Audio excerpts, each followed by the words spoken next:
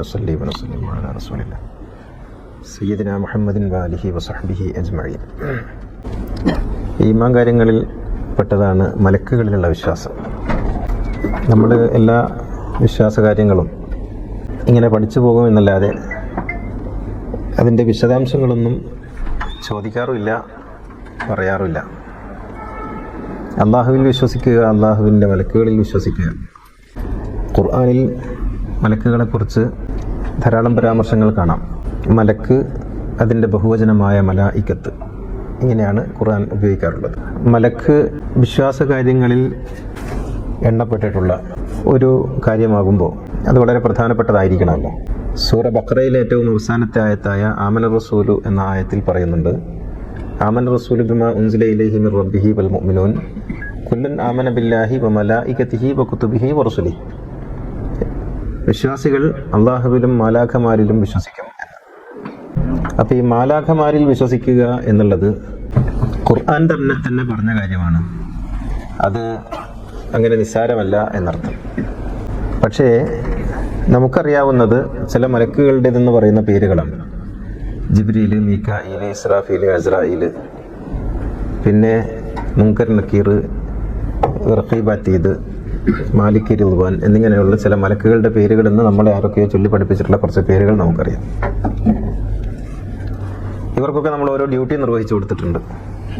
വഹിയെത്തിക്കുക ജിബ്രീൽ, റൂഹിനെ പഠിക്കുക അസ്രായിൽ, സൂറിലൂതുക ഇസ്രാഫീൽ, മഴയും കാറ്റുമൊക്കെ മീകായിൽ, ഖബറിൽ ചോദ്യം ചോദിക്കാൻ മുൻകർ, നക്കീർ, നന്മതിന്മകൾ എഴുതാൻ റഖീബ്, അതീദ്, സ്വർഗത്തിന് റിദ്വാൻ, നരകത്തിന് മാലിക് എന്നിങ്ങനെ പറഞ്ഞ് കുറേ മലക്കുകൾ, അവർക്ക് ഡ്യൂട്ടിയും നമ്മൾ കൊടുത്തു.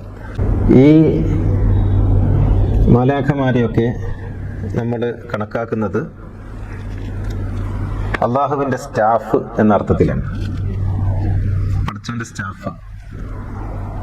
ഇവർക്കിങ്ങനെ കുറച്ച് ഡ്യൂട്ടി കൊടുത്ത് പടച്ചോൻ വിട്ടിരിക്കുന്നു. അവരാ ഡ്യൂട്ടി നിർവഹിക്കുന്ന സ്റ്റാഫുകളാണ്. ഇപ്പം നമ്മുടെ അടുത്ത് മലക്കുകളുണ്ട്. അങ്ങനെ രാവിലെ ഇറങ്ങി വരും, രാത്രി കയറി പോകുന്നൊക്കെ നമ്മൾ പഠിച്ചിട്ടുണ്ടല്ലോ. ഇപ്പോൾ ഈ ജുമുഅയെക്കുറിച്ച് പറയുന്നത്, ജുമുഅയിൽ മിമ്പറിലേക്ക് ഖത്തീബ് കയറിയാൽ പിന്നെ മലക്കുകൾ അവരെ കിതാബും കൂട്ടിയിട്ട് കേൾക്കാനിരിക്കും. പിന്നെ വരുന്നവരൊന്നും ആ രജിസ്റ്ററിൽ ഉണ്ടാവില്ല എന്നൊക്കെ പറഞ്ഞപ്പോൾ നമ്മൾ ഇങ്ങനെ മനസ്സിൽ സങ്കല്പിക്കും, പള്ളിയുടെ മുൻസഫിൽ ഇങ്ങനെ ഇരിക്കും, വരുന്ന ആൾക്കാരെ കുറിച്ചൊക്കെ ഇങ്ങനെ എഴുതി വെക്കും, ഇമാമ് കയറുന്നതോടുകൂടി അതങ്ങ് കൂട്ടി വെക്കും. ഇങ്ങനെയൊക്കെ നമ്മൾ ഒരു ചിത്രവും വിഷ്വലായിട്ട് നമ്മളിങ്ങനെ കാണും. എന്ന് വെച്ചാൽ അവ്യക്തമായ എന്തൊക്കെയോ ചില ചിത്രങ്ങളും ധാരണകളുമാണ് മലക്കുകളെ കുറിച്ചുള്ള നമ്മുടെ സങ്കല്പം എന്ന് പറയുന്നത്. അപ്പം നമുക്ക് ആരാണ് മാലാഖമാർ എന്ന് നോക്കാം. അവരെന്താണ് ഈ പ്രപഞ്ചത്തിൽ നിർവഹിച്ചു കൊണ്ടിരിക്കുന്നത്? അവരും റബ്ബും തമ്മിലുള്ള ബന്ധം എന്താണ്? ഇത് നമ്മൾ മനസ്സിലാക്കുമ്പോഴാണ് മാലാഖമാരിലുള്ള വിശ്വാസം എന്ന് പറയുന്നത് ഈ പ്രപഞ്ചവുമായി ബന്ധപ്പെട്ട് എത്രമേൽ പ്രസക്തമാണ്, പ്രധാനമാണ് എന്ന് നമുക്ക് ബോധ്യപ്പെടുക. നമുക്കറിയാം, മലക്കുകൾ സൃഷ്ടിക്കപ്പെട്ടിരിക്കുന്നത് നൂറിലാലാണ് എന്ന് നാം പഠിച്ചിട്ടുണ്ട്. നൂർ എന്ന് പറഞ്ഞാൽ പ്രകാശം.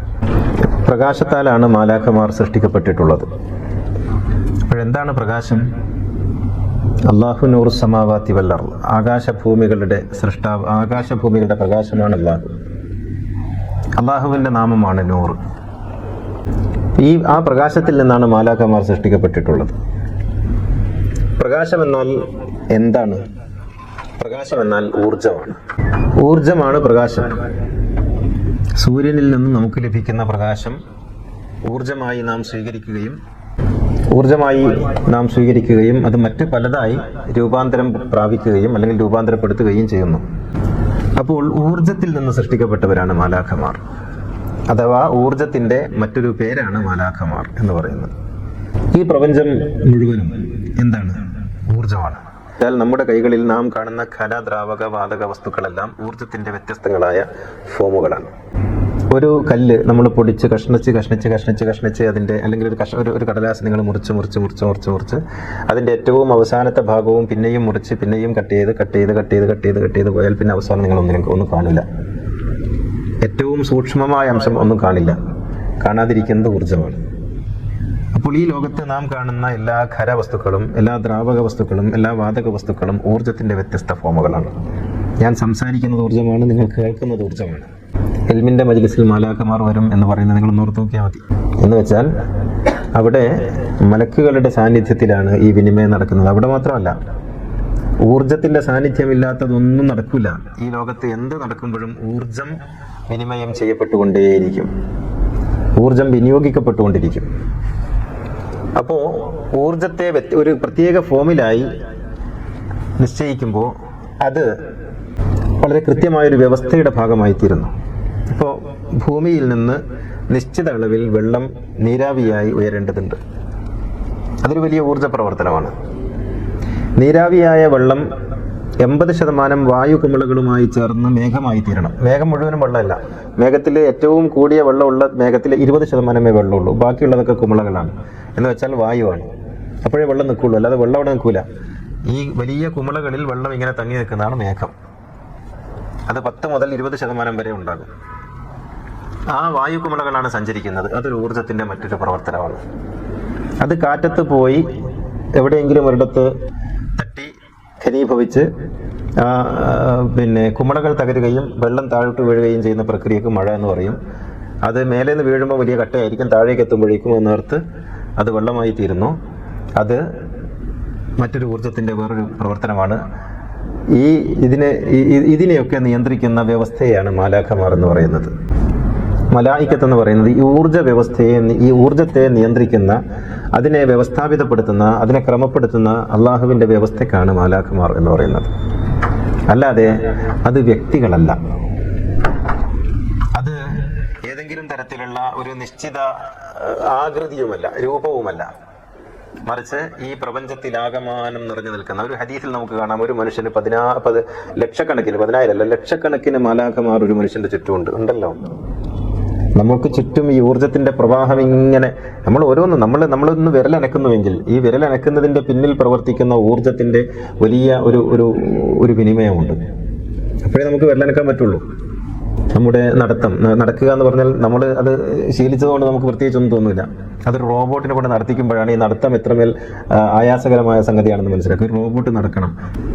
ഇങ്ങനെയൊക്കെ നമ്മൾ നോക്കുമ്പോൾ നമ്മുടെ ഈ സങ്കീർണമായ മനുഷ്യന്റെ അവസ്ഥകളെ മറികടക്കുന്നതിന് നമ്മെ സഹായിക്കുന്ന ഊർജത്തിന്റെ പേരാണ് മലക്ക് എന്ന് പറയുന്നത്. നമ്മളെ മാത്രമല്ല, എല്ലാ സൃഷ്ടികളെയും. പ്രസവത്തിന്റെ ഒക്കെ അവസ്ഥ സ്ത്രീകളോട് ചോദിച്ചാൽ അറിയാം, പുരുഷന്മാരായ നമുക്കത് മനസ്സിലാവില്ല. എത്ര ആലോചിച്ചാലും മനസ്സിലാക്കാൻ കഴിയാത്തൊരു അത്ഭുതമാണ് ഈ പ്രസവം എന്ന് പറയുന്ന പ്രക്രിയ. അത് ഇത് അനാട്ടമിയൊക്കെ പഠിച്ച ഡോക്ടർമാരൊക്കെ ഇവിടെ ഉണ്ട്. അത് വലിയ അത്ഭുതമാണ്. ഇത്രയും വലിയൊരു സാധനം വളരെ ചെറിയ ഒരു ദ്വാരത്തിലൂടെ പുറത്തേക്ക് വരുന്നു, അത് വികസിക്കുന്നു, അവിടെ എല്ലുകൾ പരസ്പരം അകലുന്നു എന്നൊക്കെ പറയുന്നത് ഒരു സങ്കല്പിക്കാൻ കഴിയാത്ത ഒരു അത്ഭുതമാണ്. അപ്പോൾ ഇങ്ങനെ ഉള്ള ഈ അത്ഭുതങ്ങളൊക്കെ നിർവഹിക്കുന്നത് അപ്പോഴാണ് മലക്കുകൾ ഇങ്ങനെ കൊണ്ടുവരുന്നത് പറയുന്നത്. അവിടെ ഒരു ഊർജത്തിന്റെ വ്യത്യസ്തമായ ഒരു ഫോം രൂപപ്പെടുന്നുണ്ട്. അവിടെ ഈ സ്ത്രീകൾ ബോധം കെട്ട് പോകുന്നില്ല. ഇന്ന് നമുക്ക് അറിയാം, ഈ അനസ്തീഷ്യ കൊടുത്താൽ, ഓപ്പറേഷൻ ഒക്കെ ചെയ്യുമ്പോൾ അനസ്തീഷ്യ കൊടുക്കാം. പ്രസവിക്കുന്ന സ്ത്രീകൾ ബോധം കെടാൻ പാടില്ല. അവരുടെ തീവ്രമായ സമ്മർദ്ദത്തിലാണ് ഈ കുഞ്ഞ് പുറത്തേക്ക് വരേണ്ടത്. അപ്പോൾ അവർ അൺകോൺഷ്യസ് ആവാൻ പാടില്ല. അതുകൊണ്ട് സ്ത്രീകൾക്ക് ആ സമയത്ത് സഡേഷൻ കൊടുക്കില്ല. ശരീരത്തിൽ എന്തെങ്കിലും നമുക്ക് സഹിക്കാൻ കഴിയാത്ത വേദന വരുമ്പോൾ മനുഷ്യൻ അൺകോൺഷ്യസ് ആവും. പക്ഷേ പ്രസവിക്കുന്ന ഒരു സ്ത്രീയും അൺകോൺഷ്യസ് ആവില്ല. ഇത് പ്രകൃതിയുടെ വേറൊരു കളിയാണ്. നിങ്ങളൊരു ബിൽഡിങ്ങിൽ നിന്ന് താഴേക്ക് വീഴുമ്പോഴേക്കും നിങ്ങൾ ബോധം കെടും. നിങ്ങൾക്ക് എന്തെങ്കിലും ഭയങ്കരമായ ആഘാതം ഏൽക്കുമ്പോഴേക്കും, ഒരു ആക്സിഡന്റ് സംഭവിക്കുമ്പോഴേക്കും നിങ്ങൾ ബോധം കെടും. ബോധം കെടുന്നത് നിങ്ങളുടെ വേദന നിങ്ങൾ അറിയിക്കാതിരിക്കാൻ വേണ്ടിയാണ്. അതിനേക്കാളും ഭീകരമായ വേദനയാണ് ഒരു സ്ത്രീ അനുഭവിക്കുന്നത് പ്രസവിക്കും. പക്ഷെ അവൾ അൺകോൺഷ്യസ് ആവില്ല. കാരണം അവൾ കോൺഷ്യസ് ആയിരിക്കണമെങ്കിലേ പ്രസവം നടക്കുള്ളൂ. ഇങ്ങനെ ആലോചിക്കുമ്പോൾ ഇവിടെയാണ് ഊർജത്തിന്റെ വ്യത്യസ്തങ്ങളായ ഫോമുകൾ എങ്ങനെയാണ് രൂപപ്പെടുന്നത് നമുക്ക് മനസ്സിലാക്കാൻ കഴിയുക. നമുക്ക് പഠിച്ചതിന്റെ ആ ഒരു വ്യവസ്ഥ അവിടെയൊക്കെ പ്രവർത്തിക്കും. ആ വ്യവസ്ഥയുടെ പേരാണ് മാലാഖമാർ എന്ന് പറയുന്നത്. അപ്പോൾ മലക്ക് ഇറങ്ങി വരുന്നു എന്ന് പറഞ്ഞാൽ ഒരു ഊർജത്തിന്റെ ഒരു പ്രവാഹം സംഭവിക്കുന്നു എന്നാണ്. മലക്ക് കയറി പോകുന്നു എന്ന് പറഞ്ഞാൽ ഒരു ഊർജത്തിന്റെ പ്രവാഹം ഇവിടെ നിന്ന് അങ്ങോട്ട് പോകുന്നു എന്നാണ്. ഊർജത്തിന്റെ വ്യത്യസ്തങ്ങളായ ചലനങ്ങളാണ് ഈ ലോകത്ത് നടക്കുന്നത്. ഈ ലോകം മുഴുവൻ ഊർജമാണ്, എനർജിയാണ്. ആ എനർജിയാണ് ഐൻസ്റ്റൈൻ mc² എന്ന് ആസൂത്രണം ചെയ്തത്. ഈ ഊർജത്തിൽ വിശ്വസിച്ചില്ലെങ്കിൽ നമുക്ക് ജീവിക്കാൻ കഴിയില്ല. കാരണം ഊർജത്തെ നിഷേധിക്കുന്ന ഒരാൾക്ക് ജീവിക്കാൻ കഴിയില്ല. ജീവിക്കാൻ മാത്രമല്ല, മരിക്കാനും കഴിയില്ല. മരിക്കാനും ഊർജ്ജം വേണം. ഒരു മനുഷ്യൻ മരിക്കുന്നു എന്ന് പറഞ്ഞാൽ വലിയ ഊർജ്ജത്തിന്റെ ഒരു വിനിമയം അല്ലെങ്കിൽ വിനിയോഗം അവിടെ സാധിക്കുന്നുണ്ട്. അപ്പോൾ ഈ ഊർജത്തെയാണ് മാലാഖമാർ എന്ന് നമ്മൾ പറയുന്നത്. അത് അന്നത്തെ അറബികളോട് ഊർജത്തിൽ വിശ്വസിക്കുക എന്ന് പറഞ്ഞാൽ അവർക്ക് തിരിയില്ല. മാലാഖമാരിൽ വിശ്വസിക്കുക എന്ന് പറഞ്ഞാൽ പെട്ടെന്ന് മനസ്സിലാവും. അത് തന്നെയാണ് ഭാരതീയ ദർശനത്തിലെ ഇന്ദ്രന്മാർ, ഇന്ദ്രലോകം എന്നൊക്കെ പറയുന്നില്ലേ, ദേവേന്ദ്രലോകം എന്നൊക്കെ, അത് ഈ മാലാഖമാരുടെ ഊർജത്തിൻ്റെ. ഇപ്പം ജിബ്രീലിന് 1000 ചിറകുണ്ട് എന്ന് നമ്മൾ പറയും. അപ്പോൾ 2 ചിറകുള്ള പരുന്തിൻ്റെ പറക്കലിൻ്റെ പിന്നെ ഇത് നമുക്കറിയാം. ഹമ്മിങ് ബേർഡ് ഏറ്റവും കൂടുതൽ ഉയരത്തിലും ഏറ്റവും കൂടുതൽ വേഗതയിലും പറക്കുന്ന പക്ഷിയാണ് ഹമ്മിങ് ബേർഡ്. അപ്പോൾ അതിന് 2 ചിറകേ ഉള്ളൂ. അപ്പോൾ അതിന് 4 ചിറകുണ്ടെങ്കിലോ, അതിന് 8 ചിറകുണ്ടെങ്കിലോ, അതിന് 16 ചിറകുണ്ടെങ്കിലോ, അതിന് പിന്നെ 1000 ചിറകുണ്ടെങ്കിലോ, അപ്പോൾ അങ്ങനെ സങ്കല്പിച്ചു. അപ്പോൾ 1000 ചിറകുള്ള ഒരു പക്ഷി പറക്കുന്ന വേഗത അപ്പോൾ ജിബ്രീലിന് കൊടുത്തു. അപ്പം പറയുന്നത് തെറ്റല്ല. ഇങ്ങനെ പറയാൻ കാരണമുണ്ട്. ജിബ്രീൽ എത്ര വേഗത്തിൽ സഞ്ചരിക്കുമെന്ന് പ്രകാശ വേഗത അന്ന് പറഞ്ഞാൽ തിരിയൂല. പ്രകാശം 3 ലക്ഷം കിലോമീറ്റർ വേഗതയിൽ ഒരു സെക്കൻഡിൽ സഞ്ചരിക്കുന്നതാണ് പ്രകാശം എന്ന് പറഞ്ഞാൽ ഒരിക്കൽ തിരിയൂല. അപ്പോൾ എന്ത് പറയും, 1000 ചിറകുള്ള പറക്കൽ പറക്കുമെന്ന് പറയും. അപ്പോൾ മനസ്സിലാവും ഇത് രൂപപ്പെട്ട് വരുന്ന അങ്ങനെയാ. 1000 ചിറകുള്ള പക്ഷി പറക്കുന്നത് പോലെ പറക്കും ജിബ്രീൽ എന്ന് പറഞ്ഞാൽ അതൊരു വല്ലാത്ത പറക്കലായിരിക്കും എന്ന് എനിക്ക് തോന്നും. അപ്പൊ ജിബ്രീലിന് 1000 ചിറകുണ്ടെന്ന് പറയും. അത് നമ്മൾ തമാശയാക്കണ്ട. കാരണം അന്ന് പറയാൻ, ഇപ്പൊ കുട്ടികളോട് നമ്മൾ പറയുമ്പോൾ അങ്ങനെ പറയില്ലേ, 10 കാലിൽ നടന്നുപോയി എന്നൊക്കെ പറയും. അത് പറയുന്നത് വേഗത്തിൽ നടന്നുപോയി എന്ന് അറിയാൻ വേണ്ടിയാണ്. എന്നതുപോലെ 1000 ചിറക് ജിബ്രീലിനുണ്ടായിരുന്നു എന്ന് പറയുന്നത് അന്നത്തെ കാലത്തുള്ള ആളുകൾക്ക് വേഗതയെക്കുറിച്ച് മനസ്സിലാക്കാൻ 1000 ചിറക് എന്നുള്ളൊരു സങ്കല്പം പറഞ്ഞു കൊടുക്കേണ്ടി വന്നു. അപ്പം നമ്മൾ വിചാരിക്കുന്നത് അത് ലിറ്ററലി അങ്ങനെയാണ്, ജിബ്രീലിന് വലിയ 1000 ചിറകുണ്ട് എന്ന് നമ്മൾ വിചാരിക്കും. അല്ല, ജിബ്രീലിനൊരു ചിറകുമില്ല. കാരണം ജിബ്രീൽ പ്രകാശമാണ്. പ്രകാശത്തിൻ്റെ ഒരു നിശ്ചിതമായ ഫോർമേഷൻ്റെ പേരാണ് ജിബ്രീൽ. അത് സന്ദേശങ്ങളുടെ, ഇപ്പോൾ ഇവിടെ നമുക്കറിയാം, ഇവിടെ തരംഗങ്ങളുണ്ട്. ഇവിടെ ഒരുപാട് തരംഗങ്ങൾ, നമ്മൾ ഈ ഇരിക്കുന്ന സ്ഥലത്ത് ഒരുപാട് തരംഗങ്ങളുണ്ട്. നിങ്ങളുടെ ഒരു ഡിവൈസിലേക്ക് ആ തരംഗം നിശ്ചിതമായ രൂപത്തിൽ വന്നാൽ നിങ്ങളുടെ ഡിവൈസ് റിങ് ചെയ്യും. അപ്പോൾ നിങ്ങൾ അറ്റൻഡ് ചെയ്യും. അപ്പോൾ ആ തരംഗം വാക്കുകളായിട്ട് നിങ്ങളുടെ ചെവിയിൽ വരും. ഇവിടെ ഉള്ളതാണ് കേൾക്കുന്നത്. ഇതുപോലെ അള്ളാഹുവിൽ നിന്നുള്ള ഒരു സന്ദേശം കൃത്യമായ ഒരു ഊർജ്ജമായി മുഹമ്മദ് നബിയുടെ ഹൃദയത്തിലേക്ക് വരുന്നതിനാണ് ജിബ്രീൽ എന്ന റൂട്ടായിട്ട് നമ്മൾ പറയുന്നത്. അത് മറ്റൊരു രീതിയിൽ ആ സന്ദേശം മഴയായിട്ട് വരുന്നതിനെ നാം മീക്കായിൽ എന്ന് പറയും. രണ്ടൊന്നാ. മുഹമ്മദ് നബിയുടെ ഹൃദയത്തിലേക്ക് പോകുന്ന മെസ്സേജും മഴയായിട്ട് വരുന്ന മെസ്സേജും ഒന്നാണ്. രണ്ടും ഊർജ്ജത്തിന്റെ 2 പ്രവർത്തനങ്ങളാണ്. കാറ്റായിട്ട് വീശുന്നതും അതേ വഹി തന്നെയാണ്. അപ്പോൾ ഇവിടെ നടക്കുന്നതെല്ലാം അള്ളാഹുവിന്റെ വഹിയാണ്, അള്ളാഹുവിന്റെ സന്ദേശങ്ങളാണ്. മഴ പെയ്യുമ്പോൾ നമുക്ക് മനസ്സിലാക്കാം അത് ജിബ്രീൽ മുഹമ്മദ് നബിയിലേക്ക് പോയ അതേ വഹിയായിട്ടാണ് ഈ മഴ ഇറങ്ങുന്നത്. അതുകൊണ്ടാണ് അൻസല എന്ന വാക്ക് കിതാബിനും മഴക്കും ഒരുപോലെ ഉപയോഗിച്ചത്. അൻസൽന, നാം ഇറക്കി, അൽ കിതാബ, കിതാബിനിറക്കി, അൽ മഴയിറക്കി. രണ്ടിനും ഒരേ പ്രയോഗമാണ്. കാരണം രണ്ടും വഹിയാണ്. ഇതേ പ്രയോഗം ഹദീദ്, ഇരുമ്പിനെ ഇറക്കി എന്നും കാണാം. ഇരുമ്പ് അതെങ്ങനെയാ? അതും ഊർജത്തിന്റെ മറ്റൊരു ഫോമാണ്. അപ്പോ ഈ മലക്കുകൾ എന്ന് പറയുമ്പോഴേക്ക് നമ്മളൊരു വ്യക്തിയെ സങ്കല്പിക്കേണ്ട. വ്യക്തിയല്ല, മറിച്ച് അത് ഊർജമാണ്. ഈ പ്രപഞ്ചത്തിലാകമാനം നിറഞ്ഞിരിക്കുന്ന ഊർജത്തിന്റെ വ്യത്യസ്തങ്ങളായ ഫോമുകളെയാണ് നാം ജിബ്രീൽ, മീകായിൽ, ഇസ്രാഫീൽ, അസ്രായിൽ എന്നൊക്കെ വിളിക്കുന്നത്. അസ്രായിൽ എന്ന് പറയുന്ന മലക്ക് മോശക്കാരനൊന്നുമല്ല. നമ്മൾ വിചാരിക്കും കാലൻ എന്ന് പറയുമ്പോഴേക്ക് എന്തോ ഒരു മോശമാണെന്നല്ല, മറിച്ച് അദ്ദേഹം ചെയ്യുന്നത് ഊർജത്തിന്റെ മറ്റൊരു പ്രവർത്തനമാണ്. നിങ്ങൾ എന്ന് പറയുന്ന വ്യക്തിയുടെ ആത്മാവിനെ ഈ ശരീരത്തിൽ നിന്ന് വേർപെടുത്തുക എന്ന ശ്രമകരമായ പണിയാണ് മൂപ്പർ ചെയ്യുന്നത്. എന്നിട്ട് നിങ്ങളെ മറ്റൊന്നാക്കി തീർക്കുന്നു, മറ്റൊന്നാക്കി പരിവർത്തിപ്പിക്കുന്നു. ഇതുവരെ നിങ്ങളിങ്ങനെ പിണ്ഡമായി നടന്ന നിങ്ങളെ പിണ്ഡത്തിൽ നിന്ന് മോചിപ്പിച്ച് നിങ്ങളെ സ്വതന്ത്രമാക്കി വിടുന്നു. ചിലർ കാര്യമല്ല എന്ന് വെച്ചാൽ നമ്മളിപ്പോൾ യാന്ത്രികോർജ്ജമാണ്. യാന്ത്രികോർജ്ജമായ നമ്മളെ മറ്റൊന്നാക്കിയിട്ട് അതിനെ പ്രകാശോർജ്ജമാക്കി മാറ്റിയിട്ട് വിടുന്ന ഒരു പ്രക്രിയക്കാണ് മരണം എന്ന് പറയുന്നത്. അപ്പോൾ മരണം പിന്നെ ഒരു മോശം പണിയാണ് എന്ന് വിചാരിക്കേണ്ട. മരണം എന്ന് പറയുന്നതും ഈ ലോകത്തുള്ള സൃഷ്ടിപ്പിന്റെ ഭാഗമാണ്. സംഹാരം എന്ന് പറയുന്നത് യഥാർത്ഥത്തിൽ സംഹാരമല്ല, മറ്റൊരു രൂപത്തിലേക്കുള്ള ട്രാൻസ്ഫോർമേഷനാണത്.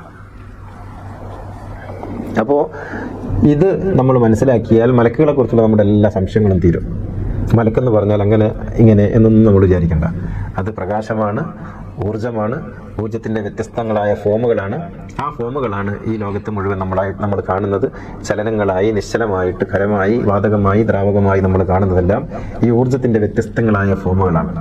അത് മാലാഖമാരാണ്. മലക്കുകളില്ലെങ്കിൽ ഈ ലോകമൊന്നും നടക്കൂല എന്ന് പറയുന്നത് ഊർജമില്ലെങ്കിൽ ഇതെല്ലാം നിശ്ചലമായി പോകും എന്നുള്ള. നിശ്ചലമാകാനും പറ്റില്ല, ഊർജമല്ലാത്തതൊന്നും ഈ ലോകത്തില്ല. നിശ്ചലവും ചലനവും എല്ലാം ഊർജമായിട്ടാണ് നിൽക്കുന്നത്. ഇതാണ് മാലാഖമാർ, ഇതാണ് മലക്കുകൾ. ഇനി നമുക്ക് ചർച്ചയിലേക്ക് കടക്കാം.